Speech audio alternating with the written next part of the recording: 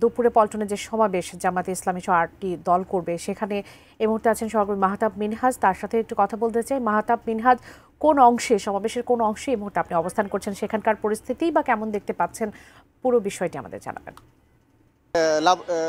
বাবলি, আপনি যেমনটি দেখতে পাচ্ছেন যে আমি ঠিক যেখানে মঞ্চটি সাজানো হয়েছে তার উল্টো পাশে দাঁড়িয়ে আছি, এবং আপনি আমার পিছনে দেখতে পাচ্ছেন যে বিভিন্ন দলের যে ৮টি রাজনৈতিক দল আছে, সেই ৮টি রাজনৈতিক দলের বিভিন্ন পর্যায়ের নেতাকর্মীরা কিন্তু ইতোমধ্যে এখানে উপস্থিত হয়ে জড়ো হওয়া শুরু করেছেন। এবং আমরা আগের বুলেটিনে যেমনটি বলেছিলাম যে এই সড়কটি আসলে খুবই ব্যস্ত সড়ক, এ কারণে কিন্তু এই মঞ্চটি এখন সাজানোর কাজ শুরু হয়েছে। এবং আমরা কিছুক্ষণ পূর্বে যেমনটি জানতে পেরেছি যে আসলে ট্রাফিক বিভাগের পক্ষ থেকে এবং এখানে যারা আয়োজক রয়েছেন তাদের পক্ষ থেকে কিন্তু আসলে এখানের যে চারদিকের সড়কগুলো রয়েছে সেই সড়কগুলো কিন্তু ইতোমধ্যে যান চলাচল বন্ধ করে দেওয়া হয়েছে।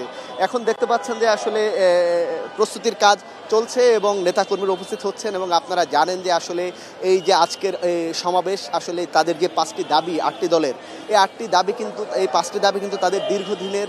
তারা কিন্তু এর আগেও 4বারের মতো কিন্তু তারা একই দাবিতে বিভিন্ন রকম তারা কর্মসূচি পালন করেছেন। তারা ঢাকা শহর সহ আসলে বিভাগীয় পর্যায়ে এবং জেলা পর্যায়েও কিন্তু তারা বিক্ষোভ মিছিল সহ বিভিন্ন রকম তাদের কর্মসূচি পালন করেছেন। এবং তারা সর্বশেষ জেলা প্রশাসক বরাবর কিন্তু স্মারকলিপিও প্রদান করেছেন। আপনি যেমনটি জানেন যে আসলে এখানকার যারা আয়োজক রয়েছে তারা কিন্তু গতকাল যেমনটি জানিয়েছেন যে তাদের এই আয়োজনে কিন্তু পুরো দেশের মানুষ কিন্তু অংশগ্রহণ করছে না, শুধু ঢাকা সহ আশপাশের মানুষই কিন্তু এখানে অংশগ্রহণ করবেন। এবং তাদের আশা যে শুধু ঢাকা এবং আশপাশের জনগণই কিন্তু লক্ষাধিক লোক এখানে হবে বলে তারা আশা প্রকাশ করছেন। আপনাকে একটু জানিয়ে রাখি, তাদের যে 5টি দফা এক বাক্যে আসলে আমি দর্শকদেরকে জানিয়ে রাখতে চাই।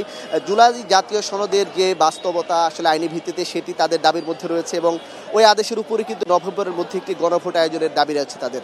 আগামী জাতীয় নির্বাচনে উভয় কক্ষে বা উচ্চ কক্ষে পিআর পদ্ধতি চালুর দাবিটিও কিন্তু তাদের রয়েছে। এবং অবাধ, সুষ্ঠু ও গ্রহণযোগ্য নির্বাচনের লক্ষ্যে সবার জন্য লেভেল প্লেইং ফিল্ড নিশ্চিত করার দাবিটি যেমন রয়েছে, তেমনি রয়েছে ফ্যাসিস্ট সরকারের সব জুলুম, নির্যাতন, গণহত্যা ও দুর্নীতির বিচার দৃশ্যমান করার দাবিটি রয়েছে। এবং সবশেষ যে দাবিটি স্বৈরাচারের দোসর জাতীয় পার্টি ও 14 দলের যে কার্যক্রম নিষিদ্ধ করার যে দাবি, সেটিও কিন্তু রয়েছে। এবং আপনি জানেন যে আজকে যে 8টি দল আসলে এখানে সমাবেশ করবে, সে 8টি দল হচ্ছে বাংলাদেশ জামায়াতে ইসলামী, ইসলামী আন্দোলন বাংলাদেশ, খেলাফত মজলিস, বাংলাদেশ খেলাফত মজলিস, বাংলাদেশ খেলাফত আন্দোলন, বাংলাদেশ নিজামে ইসলাম পার্টি, জাতীয় গণতান্ত্রিক পার্টি ও বাংলাদেশ ডেভেলপমেন্ট পার্টি।